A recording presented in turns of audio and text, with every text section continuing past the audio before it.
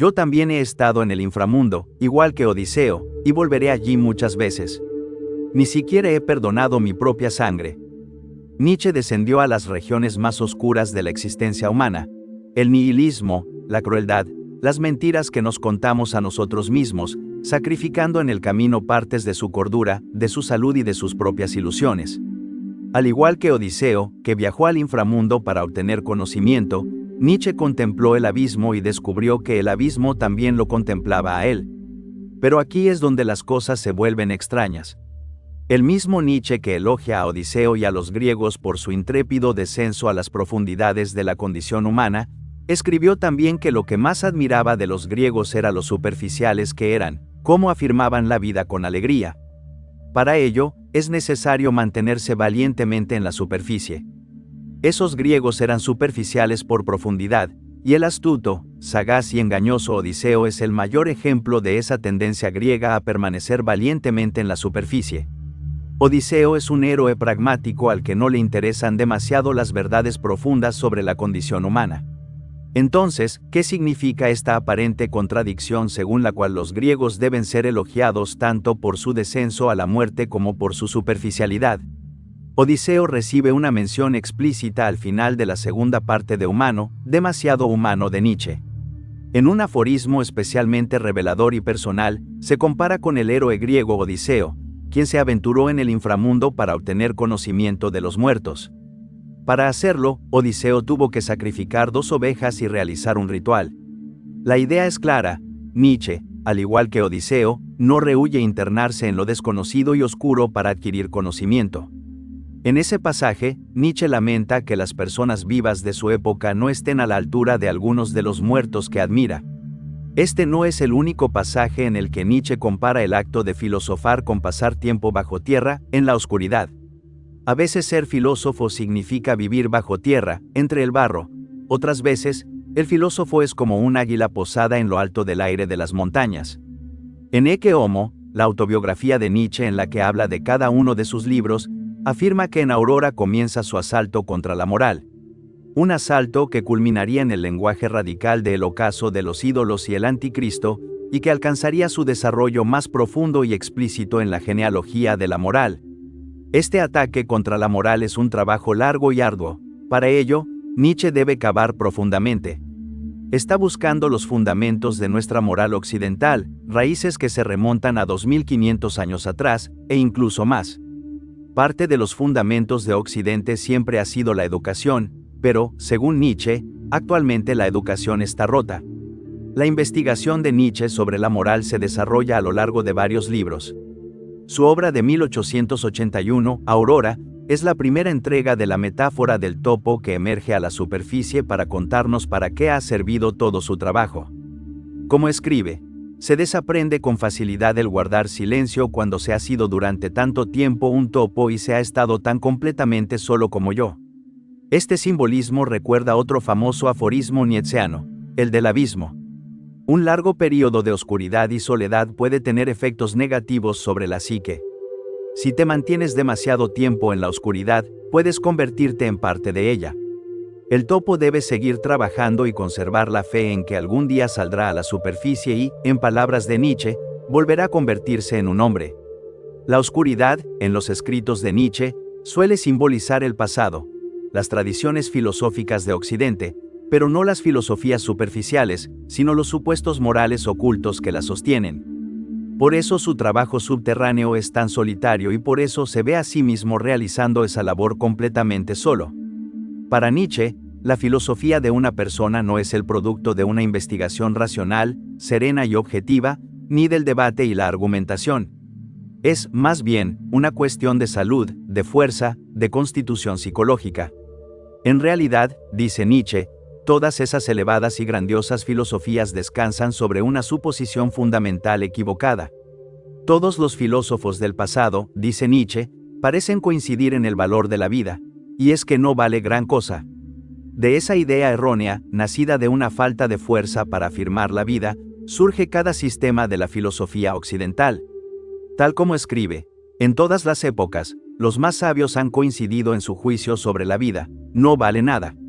En todo tiempo y lugar han tenido en los labios las mismas palabras, palabras llenas de duda, llenas de melancolía, llenas de cansancio de la vida, llenas de hostilidad hacia la vida.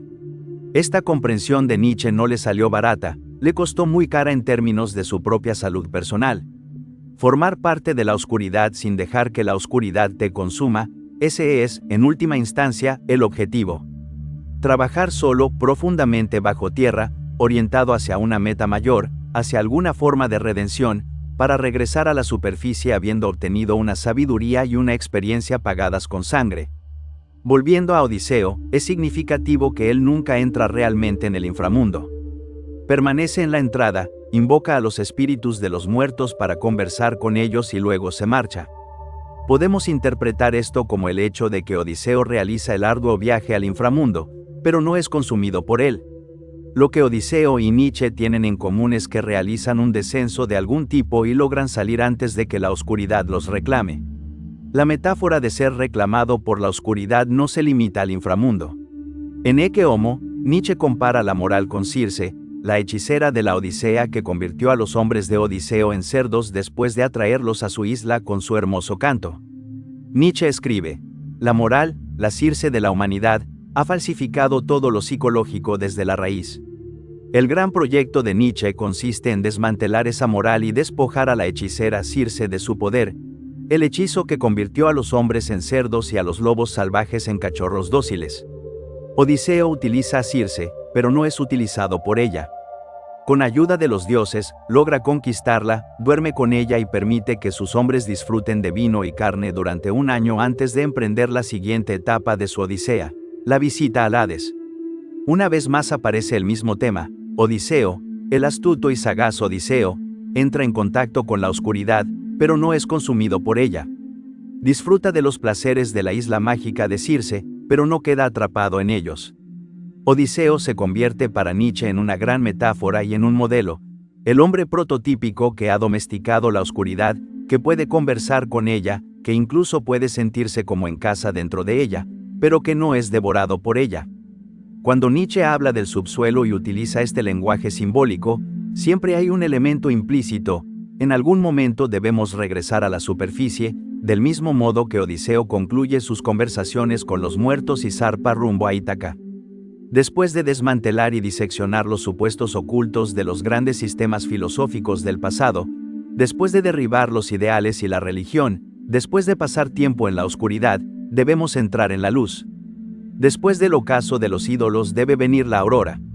Nietzsche escribió: algún día, en una época más fuerte que este presente decadente e introspectivo, deberá venir a nosotros el Redentor del gran amor y del gran desprecio, el espíritu creador que, impulsado por su propia fuerza, se aparta de todo plano y dimensión trascendentes, aquel cuya soledad es mal interpretada por el pueblo como si fuera una huida de la realidad, cuando en verdad no es más que una inmersión, una excavación y una penetración en la realidad, para que, cuando vuelva nuevamente a la luz, pueda llevar a cabo por estos medios la redención de esa realidad, su redención de la maldición que el antiguo ideal ha lanzado sobre ella.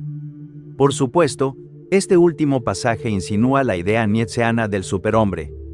La idea del superhombre es un concepto notoriamente difícil, en gran parte porque atraviesa toda la filosofía de Nietzsche como una corriente subterránea, pero eso hace que la contradicción sea aún más desconcertante. Nietzsche siempre sostuvo que toda su filosofía podía encontrarse en Zaratustra, y escribió expresamente que muchas de sus obras posteriores eran explicaciones de Zaratustra. Sin embargo, el superhombre no vuelve a aparecer de manera literal en ninguno de sus libros posteriores. Lo único que encontramos son insinuaciones. Entonces, ¿cómo sería, o cómo actuaría el superhombre? Para responder plenamente a esa pregunta podemos tomar al héroe griego Odiseo como fuente de inspiración.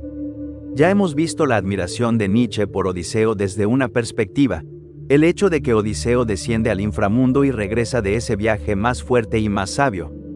Pero, ¿qué encontramos realmente cuando salimos del inframundo? Lo que encontramos es el mundo, la superficie, y por supuesto, Nietzsche quiere que permanezcamos allí. Tal como escribió: en este mundo, sobre esta superficie, después de tales abismos, un hombre regresa como si hubiera nacido de nuevo, tiene una piel nueva. Es más vulnerable, pero también más lleno de malicia.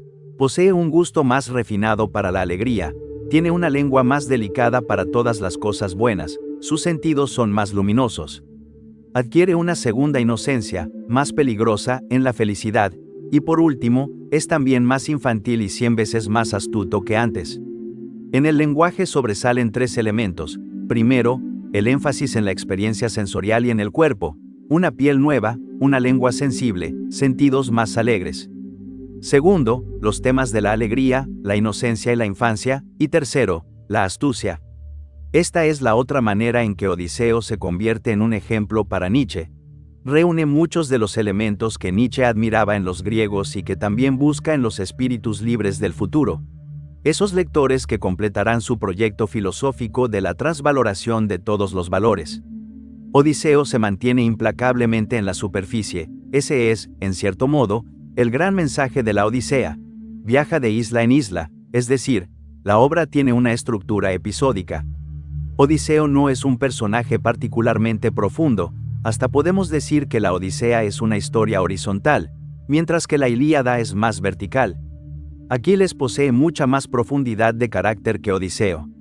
Tanto Aquiles como Odiseo fueron admirados por los griegos, pero por razones completamente distintas. Es fácil entender por qué Aquiles, el valiente e implacable guerrero semidivino, era admirado. Es más difícil defender el caso de Odiseo. De hecho, los romanos, célebremente, nunca lo comprendieron del todo. Para ellos, Odiseo era un cobarde que evitaba los combates no mediante el valor o la fuerza, sino recurriendo a trucos sucios y engaños, y, sin embargo, eso es precisamente lo que los griegos admiraban. Odiseo vencía, Odiseo era el mejor, y para los griegos eso era lo único que importaba. Superó los obstáculos, logró abrirse camino de regreso a Ítaca, restauró su reino y recuperó su matrimonio. En otras palabras, produjo un cambio real en el mundo, y ese es el punto fundamental. Nietzsche no es ingenuo, sabe que el mundo es horrible y está lleno de sufrimiento, que la naturaleza no es bella, sino aterradora. Los griegos también lo sabían, pero la diferencia entre los modernos y los antiguos griegos, según Nietzsche, es que los griegos abrazaban la totalidad de la vida y la afirmaban a pesar de toda la miseria y el sufrimiento. Las tormentas devastadoras que destruían templos y cosechas las transformaron en Zeus, el mar implacable que devoraba barcos lo transformaron en Poseidón. Hicieron arte con la vida y, al hacerlo, la afirmaron. Bajo el brillante sol de tales dioses, la existencia es considerada algo deseable en sí mismo, y el verdadero dolor de los hombres homéricos tiene que ver con separarse de ella, especialmente con abandonarla demasiado pronto. Aquí también debemos volver a Odiseo. Una de las sombras que Odiseo invoca en el borde del Hades es la de Aquiles, el héroe de vida breve. Vivió una existencia gloriosa, pero, tal como había sido profetizado, murió siendo joven. Ahora pasa sus días en el inframundo, literalmente como una sombra de lo que fue. Cuando Odiseo habla con él, le dice a Aquiles que no debería lamentar su muerte, porque mientras vivía era venerado como un dios, y ahora reina sobre los muertos. Aquiles responde con unas líneas misteriosas, diciendo: «No intentes consolarme por la muerte, ilustre Odiseo. Por los dioses, preferiría servir en la tierra a otro hombre, incluso a un pobre campesino que apenas pudiera mantenerse con vida, antes que reinar aquí abajo sobre todos los muertos sin aliento». Este pasaje ha sido objeto de muchos debates, y es fácil entender por qué. Le estaría diciendo a su público una mentira conveniente, que la gloria heroica no merece la pena y que sobrevivir a cualquier precio es más importante que una muerte honorable, aunque él mismo no lo crea. De ese modo halagaría a su audiencia, validando implícitamente su estilo de vida cómodo frente al ideal del guerrero. Sea cual sea la interpretación, Nietzsche tiene la suya propia.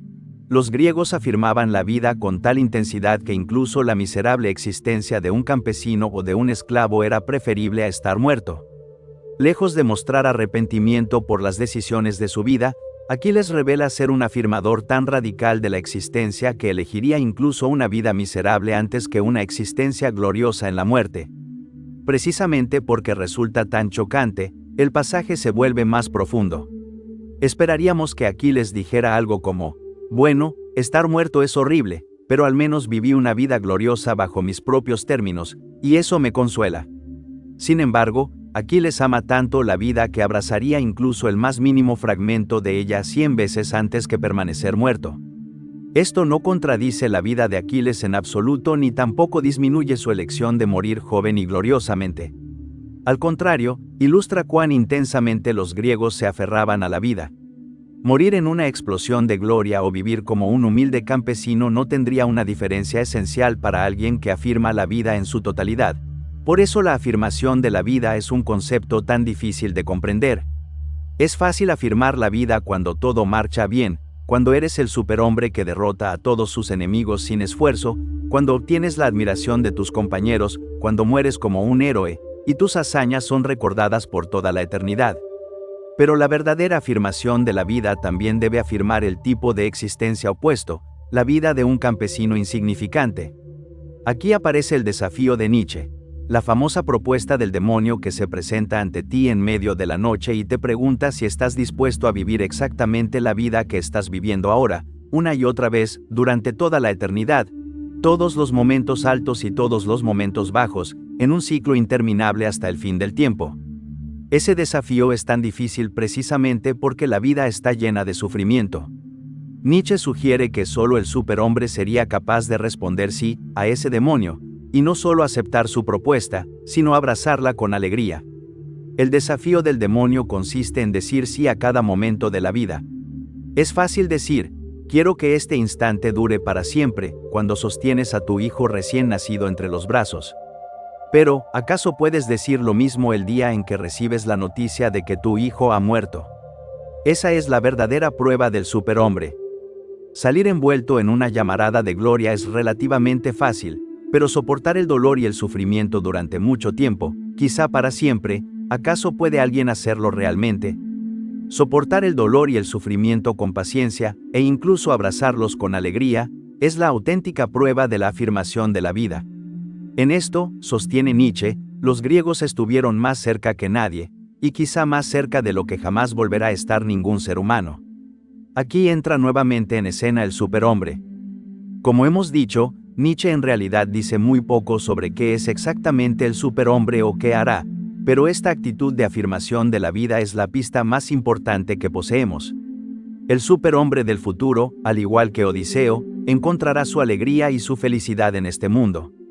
Según Nietzsche, los griegos, al menos los griegos anteriores a Platón y a Sócrates, siguieron un camino diferente al nuestro. Cuando se enfrentaron a las terribles profundidades del sufrimiento y la desesperación que ofrece el mundo, no buscaron refugio en un mundo imaginario más allá de este. Ante una existencia tan terrible como esta, no se escondieron ni huyeron, redoblaron su abrazo de la vida. Aquí encontramos la visión nietzscheana del futuro y la última pieza del rompecabezas de sus metáforas de la verticalidad, del subsuelo a la superficie y de la superficie a las alturas solitarias y al aire de las montañas. La invocación que Nietzsche hace de Odiseo no es una mera metáfora utilizada por motivos estilísticos, revela algo esencial sobre su filosofía, concretamente la tensión entre descender a las profundidades y permanecer valientemente en la superficie. Odiseo, el astuto superviviente, conversa con los muertos, pero él mismo permanece vivo. Disfruta de los placeres de Circe sin convertirse en un cerdo, como les ocurre a sus hombres.